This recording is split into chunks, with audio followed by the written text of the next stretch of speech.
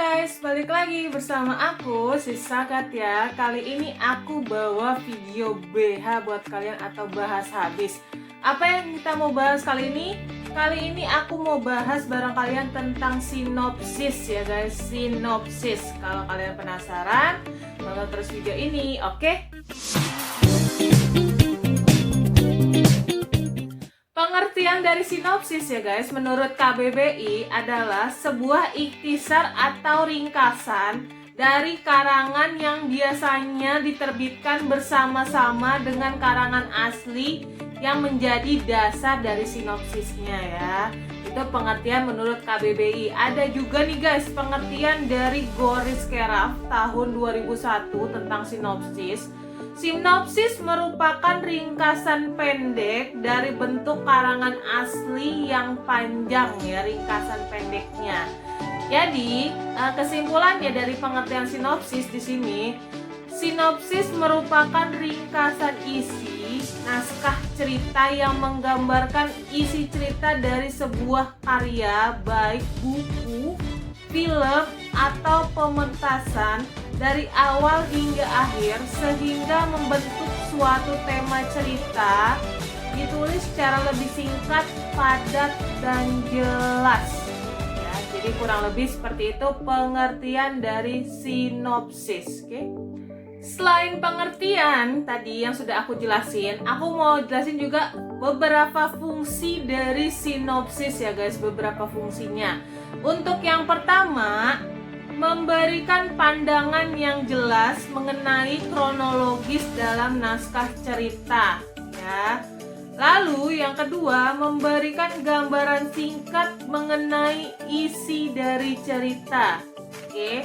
Yang ketiga, jika itu sebuah karya seperti naskah drama, sinopsis memberikan pedoman pada pemeran atau penulis naskah asli untuk melakukan improvisasi jika dirasa naskah asli masih kurang bagus. Oke. Yang keempat, mengenalkan isi cerita agar para pembaca tertarik untuk membaca cerita secara utuh ya.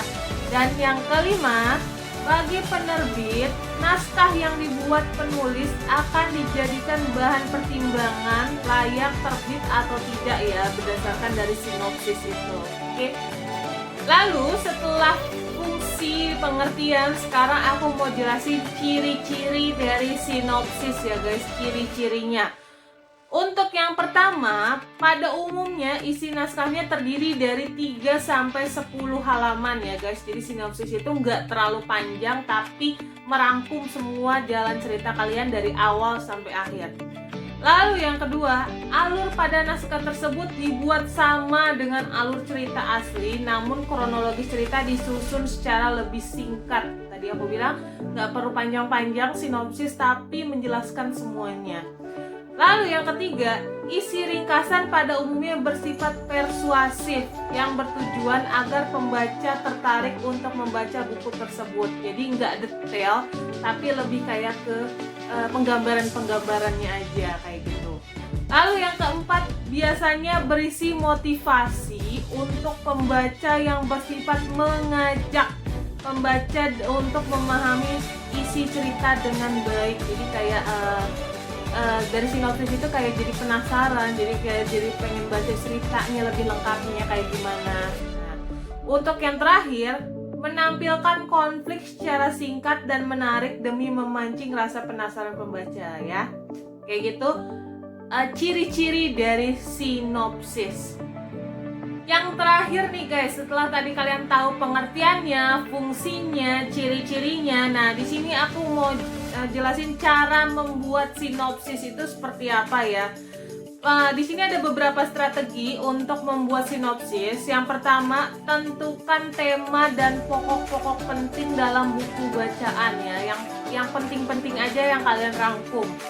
Lalu yang kedua, buka alur cerita, alur utama harus terlihat jelas karena tujuan dari naskah ini untuk memberikan gambaran yang jelas kepada pembaca. Jadi misalnya, kalau kalian bikin cerita tentang pembunuhan, berarti kalian harus menjelaskan si cerita itu apa sih yang mau dituju, apa sih pembunuhannya kah, atau hasil dari pembunuhannya kah, atau siapa yang membunuh kah, kayak gitu. Jadi harus jelas dalam sinopsis kalian ceritakan. Yang ketiga, perlihatkan penokohan. Pada naskah diusahakan untuk memperlihatkan watak dari tokoh utama sehingga pembaca akan lebih tertarik dengan isi cerita secara keseluruhan. Jadi contohnya misalnya cerita kayak pembunuhan, nah si tokoh utamanya itu ternyata seorang psikopat ya, kayak gitu. Jadi kalian harus lebih menjelaskan seperti apa psikopatnya dia ya. Untuk yang keempat, tampilkan keunikan dan kelangkaan pada alur cerita yang menjadi daya tarik dari naskah yang ditulis ya. Kalau misalnya tadi pembunuhan, berarti tampilkan cara membunuhnya, mungkin lebih kalian jelaskan di sinopsisnya, atau alasan membunuhnya mungkin kayak gitu. Lalu yang terakhir, penulis tidak boleh bertentangan dari isi cerita secara keseluruhan. Penulisan ya, maksudnya penulisan tidak boleh bertentangan ya dari isi cerita secara keseluruhan. Kan nggak mungkin aja ya guys, misalnya ceritanya tentang pembunuhan tapi kalian bikin sinopsis tentang CEO. Ya bisa sih CEO-nya membunuh, tapi itu kayaknya kurang logis untuk kalian buatkan dalam sinopsisnya. Jadi kalian langsung pokok utamanya aja, apa yang mau kalian tulis di sinopsisnya mengenai cerita utama kalian.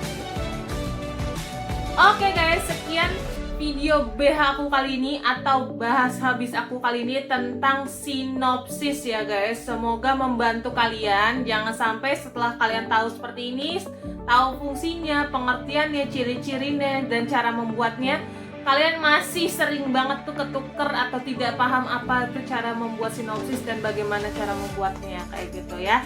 Semoga video ini bermanfaat. Jangan lupa like, komen, dan subscribe channel aku ini, oke? Dadah!